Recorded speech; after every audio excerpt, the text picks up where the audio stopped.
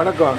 இன்றைக்கி சம்பா கோதுமை ரவா உப்புமா, சம்பா கோதுமை ரவா உப்புமா ஒன்று சொல்கிறேன். ரொம்ப வெஜிடபிள்ஸ் எல்லாம் போட்டு பல்லாரி வெங்காயம், கேரட்டு, தக்காளி, கருவேப்பிலை, ஒரு பச்சை மிளகா வறுப்புக்கு எல்லாம் கடுகு, வெள்ளை பருப்பு, பெருங்காயம் இப்படி தாளிச்சுட்டு இதை நல்லா போட்டு வெஜிடபிள்ஸ் எல்லாம் நல்லா வதக்கிட்டு ஓரளவு அதுக்கு தேவையான அளவு 4 ஸ்பூன் எண்ணெயை ஊற்றி நல்லா வதங்கினப்புறம் ஒரு 3 டம்ளர் ஜலம் விட்டு 1 டம்ளர் சம்பா ரவாவை இது ஊற்றி நல்லா குக்கரில் ஒரு 4 சவுண்டு விட்டுருங்க. சம்பா ரவா கொஞ்சம் வேகணும். நல்லா வெந்ததுன்னா உடம்புக்கு ஹெல்த்தி. வெறும் உப்புமா நம்ம ரவா உப்புமாவே சாப்பிட்றதுக்கு சம்பா ரவா உப்புமா, கோதுமை ரவா உப்புமா ரொம்ப நல்லது.